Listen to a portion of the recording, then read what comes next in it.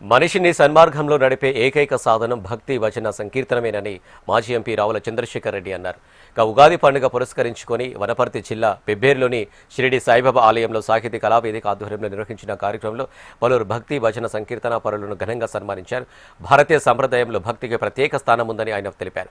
భజన సంకీర్తనల ద్వారా సమాజాన్ని సన్మార్గంలో నడిపించే గొప్ప వారసత్వాన్ని పూర్వీకులు అందించారని, ఆ సాంప్రదాయాన్ని కొనసాగిస్తూ భజన కీర్తనలకు ప్రాణం పోస్తున్న కళాకారులు అభినందనీయులని అన్నారు. పెబ్బేరు, కంచిరావుపల్లి, తాటిపాముల, వెంకటాపూర్, జానంపేట్, కంభాలాపురం గ్రామాలకు చెందిన సుమారు 50 మంది కళాకారులను శాలువాలు, జ్ఞాపికలు, కొత్త సంవత్సరం పంచాంగాలతో సన్మానించారు.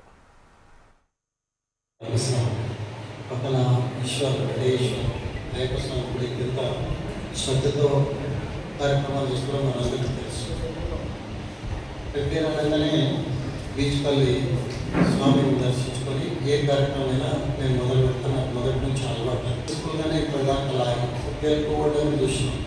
లైఫ్లో రెండు ఉంటాయి, గెలుపుంటుంది, ఓటమి ఉంటుంది. ఒక్కోసారి ఓడిపోతుందంటే నిలబడద్దని కూడా. సో అన్నీ కామన్. మీకు ఉగాది శంకర్ చెప్పినట్టు ఉగాది పచ్చడి తాత్పర్యం అదే. తీపి, వదరు, పులుపు, చేదు అన్ని కలయికనే ఉగాది పచ్చడి. లైఫ్లో కూడా అన్నీ కలిసి వస్తాయి. వాటిని ఆస్వాదించాలి, అనుభవించాలి, జీవించాలి. దానికి సారాంశం పరమార్థం కూడా అదే అని చెప్పి సందర్భంగా చెప్తూ ఈ సంవత్సరం మీద కొంతమందికి పరాభావ సంవత్సరం అనగానే పరాభావం నిన్న మేము టీఆర్ఎస్ భవన్ హైదరాబాద్లో తెలంగాణ భవన్లో పంచాయతీ స్థానం చేయించాం. చాలా మంది పెద్దలందరూ వచ్చింది.